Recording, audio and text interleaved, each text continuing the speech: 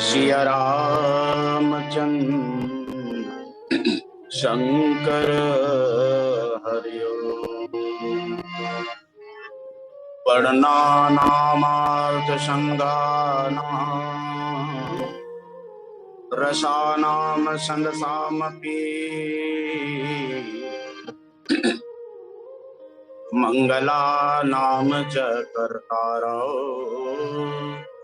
वंदे वाणी वीणा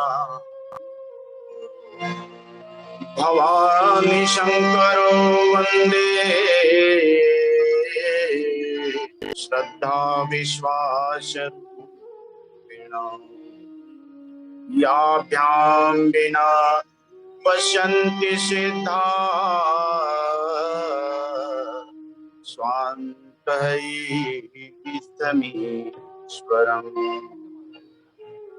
सीताराम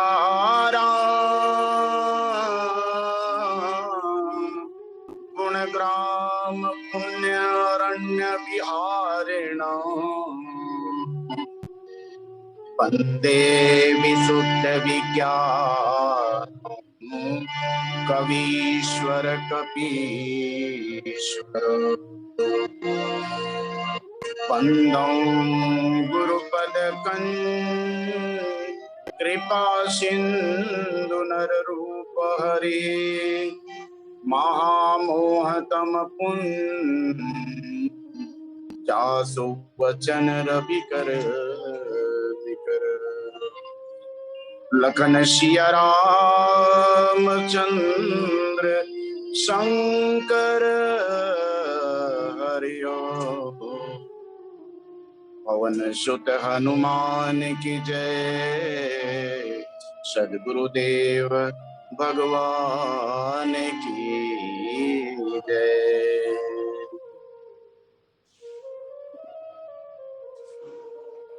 अनंत वात्सल्यमय जगजननी श्री सीता जी एवं परम करुणामय प्रभु श्री राम की महती अनुकंपा से एक बार पुनः ऑनलाइन मानस कथा में आप सबके बीच उपस्थित होकर के भगवान की कथा को गा करके वाणी पवित्र करने का एक सौभाग्य प्राप्त हो रहा है।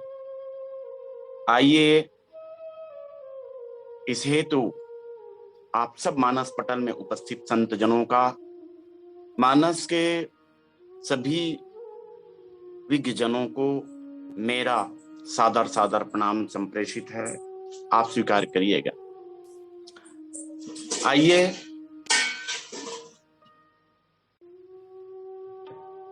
जिस प्रसंग को आधार बना करके एक स्वतंत्र विचार रखने का प्रयास किया जाएगा, उनके संदर्भ पर कुछ दृष्टि डालें।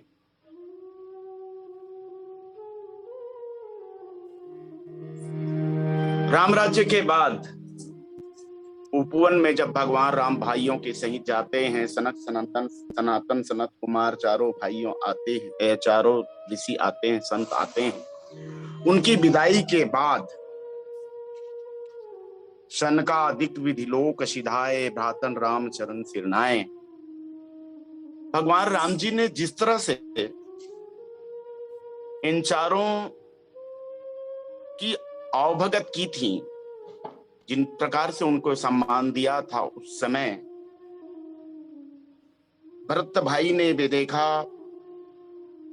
तो भरत भाई के मन में एक जिज्ञासा उत्पन्न हुआ है और इस जिज्ञासा को उन्होंने हनुमंत लाल जी महाराज के पास इशारे से कुछ हनुमंत लाल जी महाराज के बात रखी। तो हनुमंत लाल जी महाराज भगवान से कहते हैं कि नाथ भरत कछु पूछन चहि, हे नाथ, भरत कुछ जिज्ञासा लेकर प्रश्न करना चाहते हैं। प्रश्न करत मन सकुचत अहि, लेकिन उनका मन सच्चा रहा है भगवान, आपसे कुछ जानने की इच्छा रख रहा है। जैसे ही हनुमंत लाल जी की वाणी से भगवान इस बात को, इस जिज्ञासा को रखने की जो इच्छा को श्रवण करते हैं, उस समय प्रभु श्री राम भरत से अभिन्नता का बोध करा देते हैं। तुम जानहु कपि मोर स्वभाव, भरत ही मोहि कछु अंतर नाहि। हनुमान, तुम जानते हो भरत और मुझ में कोई अंतर नहीं है। जैसे ही भरत जी महाराज ने पूछा तो थोड़ा समझाया भरत जी महाराज ने, कैसे पूछूं मैं, फिर भी प्रश्न करते हैं। बोले भगवान को पूछा गया कि भरत, भगवान ने पूछा भरत तुम क्या पूछना चाहते हो, बोलो। भरत ने उत्तर भी दिया है, नाथ न कछु संदेह मोहि, नाथ न मोहि संदेह कछु, सपने शोक न मोहि। लेकिन फिर भी जिस परिस्थिति को देखा है भरत जी महाराज ने, संतों के अवभगत को देख करके उन्होंने संत और संत लक्षण के विषय में जानना चाहा। एक ही पंक्ति को पढ़ूं मैं। भरत जी महाराज ने कहा, भगवान संत असंत भेद बिलगाही, प्रणत पाल मोहि कहु बुझाई। बस मेरे हृदय में, मेरे मन में एक ही जिज्ञासा है, प्रभु में संत और असंत का भेद क्या है, इसके लक्षण क्या है, जानना चाहूं। और तब भगवान ने, जैसे कि अभी ध्रुवे भैया जी ने कुछ बातें संत से संबंधित, संत के लक्षण संबंधित, संत के गुणों संबंधित चर्चा की है। प्रारंभ में विस्तार से भगवान राम संतों के गुणों का, संतों के लक्षण का विश्लेषण करते हैं, बृहद वर्णन करते हैं। वस्तुतः देखा जाए तो जो गुण संतों में हैं, या जो गुण जो मनुष्य में है, वो गुण जो है वो संतों के लक्षण कहे गए हैं। इसके विपरीत गुण जो होते हैं वो असंत के ही गुण कहे जाएंगे। असंत के लक्षण बताते हुए या गुण कहते हुए असंतों में कौन गुण हो सकता है, प्रारंभ करते हैं भगवान राम। हे भैया भरत सुनो, सुनाऊं असंतन केर स्वभाव, भूले संगति करही न काऊ।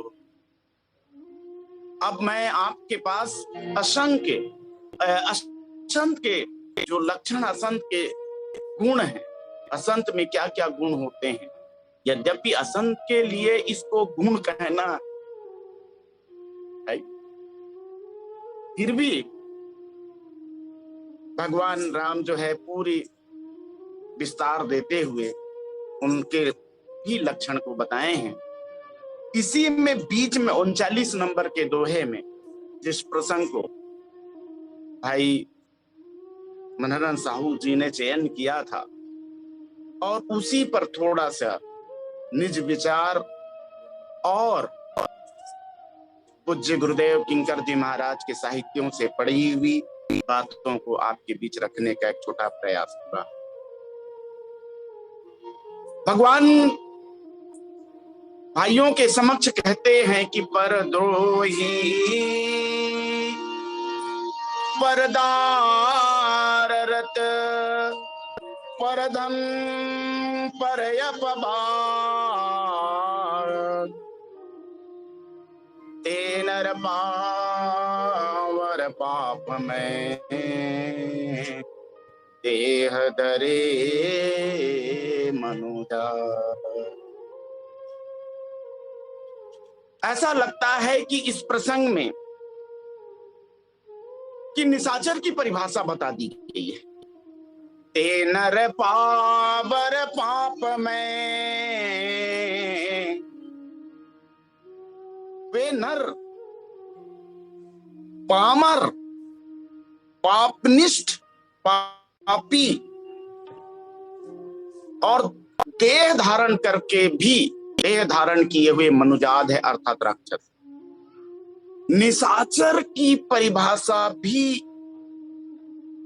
असंतों के लक्षण बताते बताते सीधे सीधे भगवान राघव जो है गोसाई तुलसीदास जी निशाचर है क्या इसकी ओर इंगित करते हैं, ऐसा दिखाई देता है। निशाचर का तात्पर्य क्या होगा मानस के आधार पे। उत्पत्ति जन अर्थ को देखें तो निशा मने रात्रि और चर मने चरने वाला।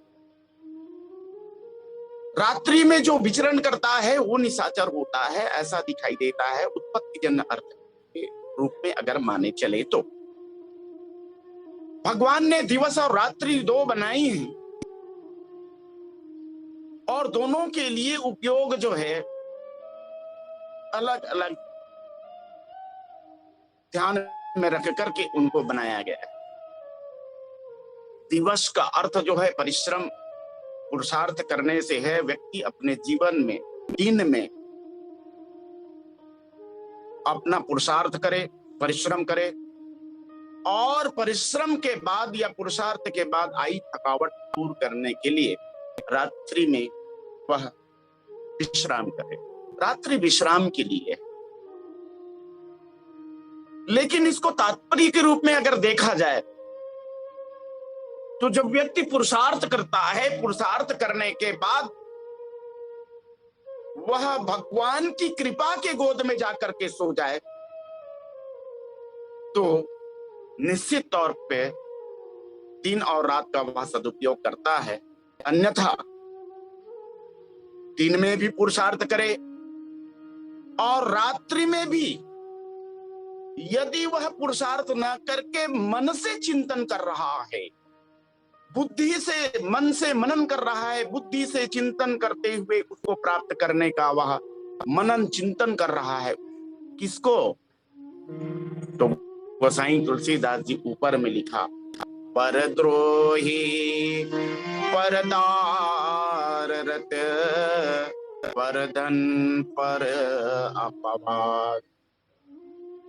यहां द्रोही शब्द, दार शब्द, धन और अपवाद, अपवाद अर्थात निंदा, और इन सब के साथ पर उपसर्ग का प्रयोग गोसाई तुलसीदास जी ने बहुत बढ़िया उद्देश्य से किया है।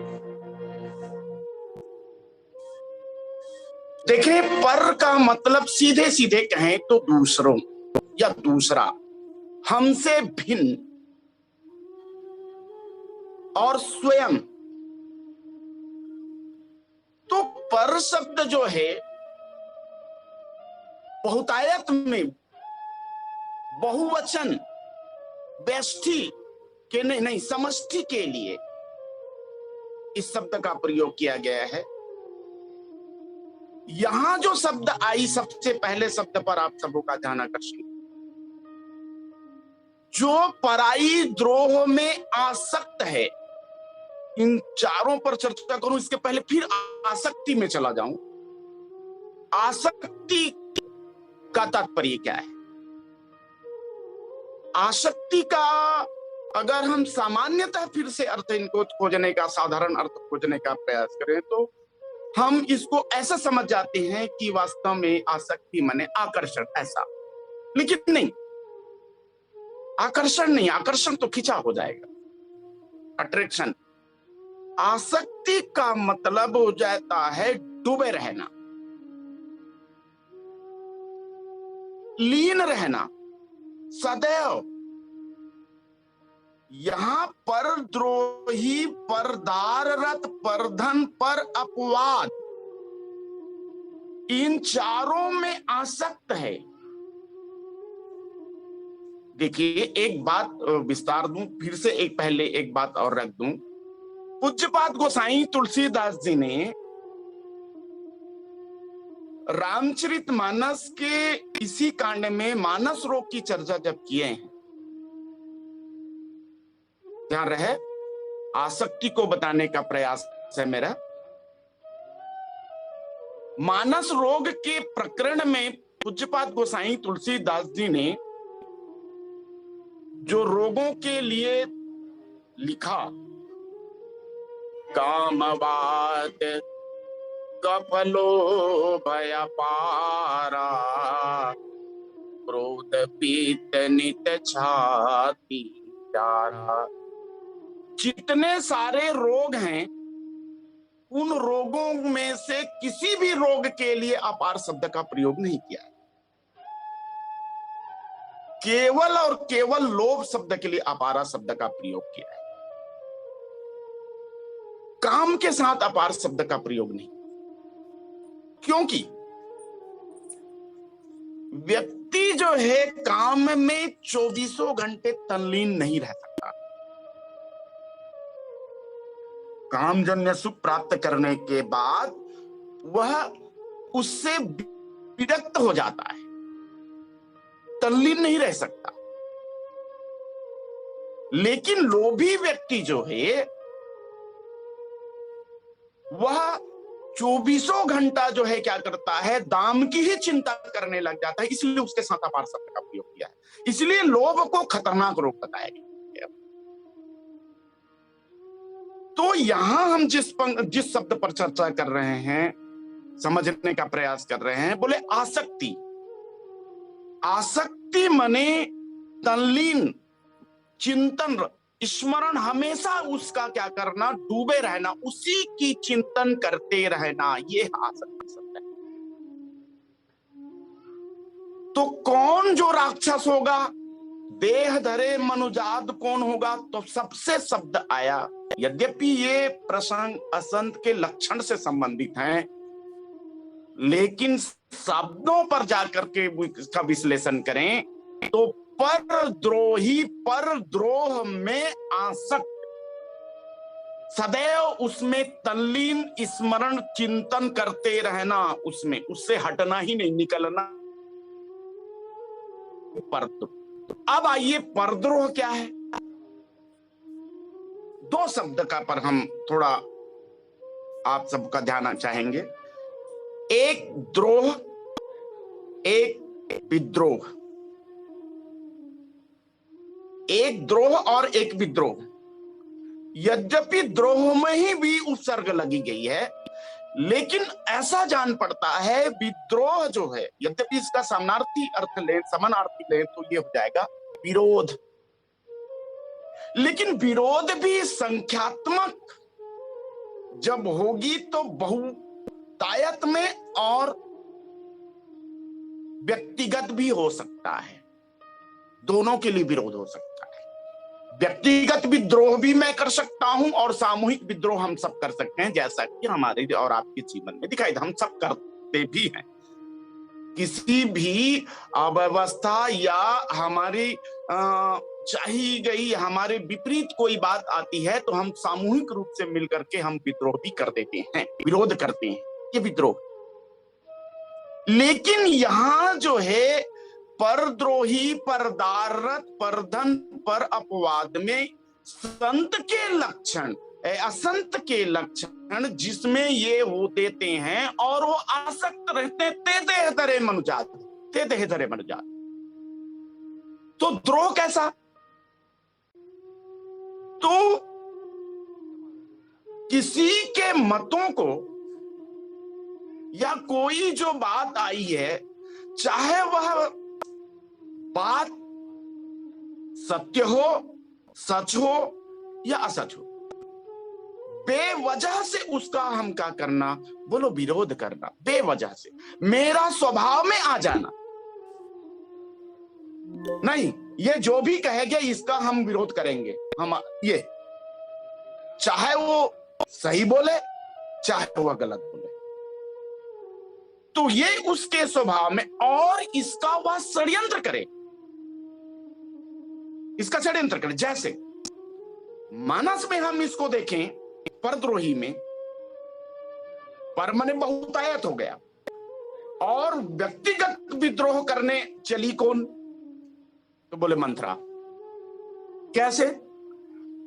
जब मंथरा स्वतंत्र होकर के जो है नगर भ्रमण के लिए गई, तो गोसाई तुलसीदास जी ने लिखा, जाके देखा तो नगर को सजाया जा रहा है, ध्वज पताका बंधन चंदन, ये जितने भी गली चौक चौराहे को सजाया जा रहा है। तो मंत्रा ने पूछा, पूछे सी लोगन काह उछाऊ,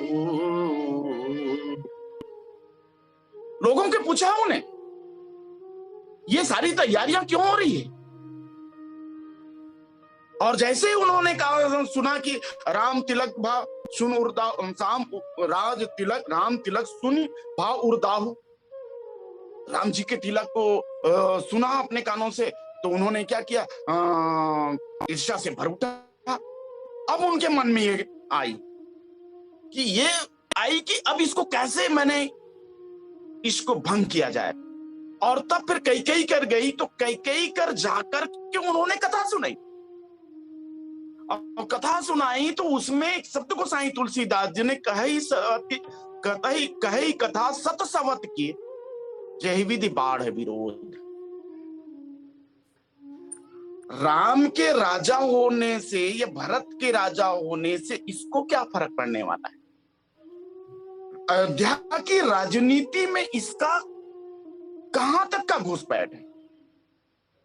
लेकिन वो स्वयं जाती है और जाकर के कैकेयी के पास जाकर के विरोध बढ़ाने का क्या करती है, उपाय करती, उदिम करती। तो वैसे भी रामचरितमानस में अयोध्या का सबसे बड़ा कोई असंत है तो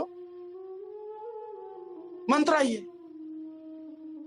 हम इस परद्रोही को क्रोध से भी जोड़ते हैं, यद्यपि ये तीनों जो है, परद्रोही, परदाररत, परधन, पर अपवाद, परद्रोही, परदाररत, परधन, क्रोध, काम और लोभ से जोड़कर भी निशाचर की परिभाषा के रूप में, जैसे बालकांड में मां पार्वती को भगवान शंकर ने निशाचर की परिभाषा दी, बाढ़े खल बहु चोर द्वारा, जे लंपट पर धन परदारा, मान ही मात पिता नहीं देवा, साधुन सन कनवा वही सेवा, जिनके यह आचरण भवानी, ते सब निश्चर जानहि प्राणी। यहां भी निशाचर की परिभाषा के रूप में इनको ही उद्धृत किया गया है। तो हम जिस बात को लेकर कर चल रहे हैं, परद्रोही, दूसरों से द्रोह करना के लिए मन में स्मरण करने लगना, उसमें चिंतन कर देना, उसमें आसक्त रहना, ये जो है उनका क्या है, बोले असंतत्व का लक्षण है, निशाचरों का लक्षण है। प्रश्न ये उठता है, ये परद्रोह करने की जो उसमें परद्रोह करने का भाव, जो वृत्ति उत्पन्न होती है, वो किस कारण होती है? तो कहीं न कहीं इसके विद्रोह करने के मूल में क्रोध ही है, क्योंकि जब क्रोध आती है, क्रोध मूल में होता है, तो क्रोध के भी आने का कारण अलग है। जैसे भी अपने प्रति, जैसे मंथरा की ही हम चर्चा करें, मंथरा कैकेयी से द्रोह कर रही है और पूरी अयोध्या वासियों से विद्रोह कर रही है। बोले क्यों? क्या कारण है? प्रश्न तो ये उठ सकता है कि मंत्रा जो है कैकेयी के संलग्न, कैकेयी के पास रहती, कैकेयी के साथ ही होकर के उसके ननिहाल से आई है, तो भी इसको विद्रोह नहीं करना चाहिए। नहीं, मंत्रा भले साथ में कैकेयी की हूं, लेकिन कैकेयी के जो स्वभाव से मंत्रा जो है चिढ़ती है, मंत्रा की प्रवृत्ति को कैकेयी नहीं जान पाई, इसलिए उसके जाल में फंस गई। मंत्रा स्वयं कैकेयी से बदला लेना चाहती थी। हमेशा मंत्रा को कैकेयी के द्वारा चिढ़ाया जाता था। जैसे कि हम जानते हैं, सबसे अनुपम कोई सुंदरी है अयोध्या में तीनों रानियों में से, तो कैकेयी। और सुंदरता के सामने कुरूपता जब है, तो उसकी कुरूपता की हंसी बार बार जब कैकेयी उड़ाने लगती थी, तो मंत्रा इसके भी भीतर में एक स्वभाव, एक भीतर भीतर जो है उनके वृत्ति बनता रहता था। एक न एक दिन आप जिस तरह मेरी परिहास करती है, मैं तुम्हें दिखा दूंगी, तुझे भी तुम्हारी सुंदरता को जो दिख रही है उसको मैं बदल कर रख दूंगी। तो वही बात आई है, जैसे तृण बलि का पशु जो है चारा चरता है, हरित चारा को चरता है, लेकिन वो ये नहीं जानता कि मेरा काटे जाने वाले हैं, मैं कुछ देर बाद मैं काटा जाने वाला हूं। मंत्रा के इस तरह के द्रोह से या इस तरह के स्वभाव से कैकेयी जो है परिचित नहीं जान पाती और उसके जाल में फंस जाती है, और स्वयं कैकेयी जो है पूरी अयोध्या वासियों का कर बैठती है। तो इस तरह से वृत्ति आती कैसे है? तो बोले कहीं न कहीं प्रतिक्रिया के रूप में भी क्रोध की प्रतिक्रिया के रूप में जन्म लेता है। इसलिए जिस व्यक्ति के जीवन में, और जब ये होती है प्रतिक्रिया के रूप में, तो वो क्षणिक नहीं होती, वो लगातार लंबे समय तक रहती है। और इसलिए कहा कि जो व्यक्ति परद्रोह में क्या रहता है, तल्लीन रहता है, आसक्त रहता है, ये मनुष्य जो पापी है, पामर है, और मनुष्य शरीर धारण करने के बाद भी वह क्या है, बोले अधम निशाचर है, निशाचर की श्रेणी में आता है। ये बात। फिर दूसरी बात, परदाररत। परदाररत में काम का तात्पर्य है, काम से है। देखिए, इसमें भी काम की संतुष्टि के लिए, जैसा कि हमारा संवैधानिक अधिकार है, हमारे शास्त्र संविधान में, हमारे शास्त्रीय संविधान में, शास्त्रीय परंपरा में यह विधान किया गया है कि इसकी संतुष्टि के लिए हमें क्या करनी चाहिए। बोले विवाह की परंपरा, हमारा शास्त्र कहता है, विधान कहता है, हमारा धर्म कहता है, इस सुख को प्राप्त करने के लिए। लेकिन जैसे कि रावण, इसका उदाहरण के रूप में हम रावण को लें, तो रामचरितमानस में उसके लिए पंक्ति आई है, देव जच गंधर्व नर किन्नर नाग कुमारी, और जीत बरी निज बाहुबल हरियाणे सी पहुना। बोले रावण की जो वृत्ति है, जिस तरह रावणत्व की वृत्ति, ये वृत्ति जो है, मने रावण क्या किया है। देखिए, राक्षस की श्रेणी में रावण भी आया कैसे? राक्षस ही है वो, श्रेणी में तो नहीं, राक्षस ही है वो। तो जब हम और आप, कोई भी मनुष्य जगत में, कोई भी मानव समाज का एक व्यक्ति जो है, यदि इस संविधान के विपरीत जो है कुदृष्टि डाले, रामचरितमानस में हम इस बात को पाते हैं। बाली भगवान राम ने जो प्रतिज्ञा की है, देखें, थोड़ी से मैं हट के आपके बीच चर्चा करूं। भगवान राम का संकल्प है, निशिचर हीन मही कहूं भुज उठाई पनकिन, सारी पृथ्वी को मैं निशाचरों से हीन कर दूंगा। लेकिन प्रश्न आता है, राक्षसों को मारने के पहले सबसे पहले बाली का वध ही किया गया है। क्या बाली राक्षस की श्रेणी में आता है? और इस प्रश्न को पुरजोर जो है बाली ने उठाया है, बोले भगवान अवगुण कवन नाथ में मारा। मैं बैरी सुग्रीव प्यारा। बाली ध्यान दिलाता है भगवान को कि भगवान, जब आप अवतार लेने के लिए कहे थे तो उस समय ब्रह्मा के आदेश के आधार पर हम लोग भी तो आए थे, हम लोग भी तो आए ना इस धरा पर वानर रूप में धर के, लेकिन आपके लिए सुग्रीव जो है प्यारा हो गया, मैं बैरी हो गया। तो भगवान ने कहा, अनुद वधु भगनी सुत नारी सुन सट कन्या सम बेचारी, इन्हीं विलोकत। इन्हें जो कुदृष्टि डालता है,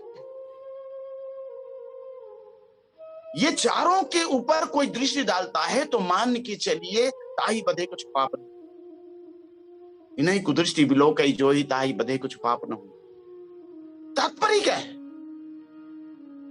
बाली जो है रावण को 6 महीने तक दबाया था, लेकिन दबाया तो था, लेकिन सारी रावण की रावणत्व जो है बाली में आ गया। और यही कारण भगवान जो है सबसे पहले राक्षसों का मारने तो बाद में मारते हैं, लेकिन बाली का वध पहले करते हैं, क्योंकि तुझमें राक्षसी की वृत्ति आ गई है। लेकिन जब ये राक्षसी वृत्ति खत्म होता है तो भगवान उसको प्रसाद भी देते हैं, अचल कर उत्तर राख। तो कहने का तात्पर्य यह है कि इस संवैधानिक मर्यादा से हटकर के निरंतर जो है कामासक्त मन से निरंतर जो है चिंतन करे, उसे प्राप्त करने का नया नया कोई उपाय करने लग जाए परधारा को, तो मान के चलिए यह भी राक्षसत्व क्या गुण है?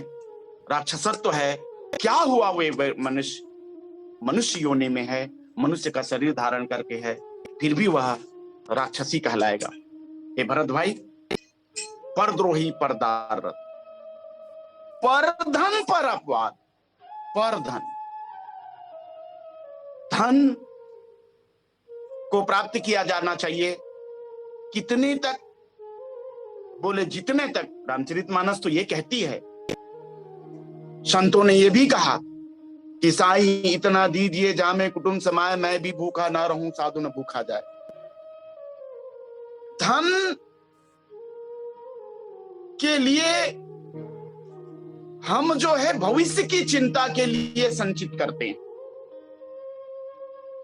हम ये जो तीनों जो रोग है, एक बात और मैं रखूं, इन तीनों रोग का, ये तीनों जो है काम, क्रोध और लोभ का यथा समय में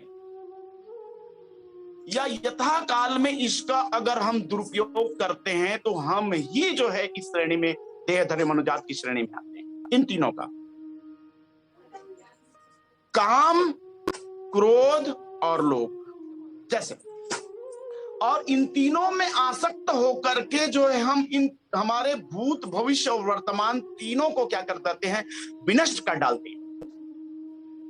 जब हम इन तीनों का यथा समय उपयोग करते हैं, तब मान के चलिए हम एक आदर्श मनुष्य की भांति हम जीवन जी रहे हैं, ऐसा हमारा मानस, ऐसा हमारा शास्त्र कहता है। लेकिन तो प्रश्न ये उठता है कि ये तीनों का समय काल कहां कहां पर होता है? तो पूज्य किंकर जी महाराज इसको बढ़िया से फोकस करते हैं। काम जो है वर्तमान पर आधार बना करके वर्तमान पर बैठा हुआ है। क्रोध जो है भूत को लेकर के आता है, और भविष्य में या भविष्य की चिंता में लोभ आता है। जब हम वर्तमान में काम को स्वीकार करते हैं, तब हमारा वर्तमान नष्ट हो जाता है। भूत की बातों को लेकर के जब क्रोध करते हैं, तो अभी हमारा वर्तमान नष्ट हो जाता है, और भविष्य की चिंता करके हम भविष्य पर धन संग्रह करते हैं, इसमें भी हमारा देश खराब हो जाता है। तो प्रश्न ये उठता है कि इनका समन्वय कैसे किया जाना चाहिए? तो जो काम वर्तमानों उन्मुख है, उसको हमको भूतोन्मुख बना देना चाहिए। यदि राक्षसत्व की श्रेणी में नहीं आना है, तो हमारी जो काम है प्रश्न ये उठता है, ये आने की तरीके, इस काम के आने के तरीके क्या है? तो इसका सबसे सुंदर, सबसे सरल और जो आता है सौंदर्य को लेकर के आता है, और वह आंखों से आता है। यदि सौंदर्य को देखें और देखने के बाद यदि हम भूत की ओर चले जाए, कैसे? जिस सौंदर्य को, इसमें एक उदाहरण आती है, पूज्य किंकर जी महाराज ने उसको लिखा है, जब रास हुआ था गोपियों के साथ भगवान कृष्ण का, तब गोपियों में अहम की जो भावना आई थी, तो इस अहम की भावना के कारण भगवान श्री कृष्ण रास से भाग गए, निकल। तो गोपियों लोग सब खोजे, कहाँ है? अभी तो रास में हम लोगों के साथ नृत्य कर रहे थे, कहाँ है? तो उधर जब चले, जिधर गए होंगे करके खोजते खोजते, तो जाते जाते एक पुष्प मिला उन लोग। तो पुष्प की सुगंध को देखा, सौंदर्य को देखा, और शुष्क के सौंदर्य को गोपियों ने देखा। तो एक सखी ने कहा, बिल्कुल कृष्ण इधर ही गए होंगे। तो दूसरे गोपी ने पूछा, बोले ये इधर ही गए होंगे, ये तुम कैसे कह सकती हो? तो पहली सखी ने कहा, जो इधर गया है, ऐसा कहने वाली सखी, देखो इस पुष्प की सुंदरता को देख लो। इस पुष्प की सुंदरता इतनी सुंदर है कि ये सुंदरता इनको भगवान कृष्ण से ही, हमारे कृष्ण से ही प्राप्त हुआ है।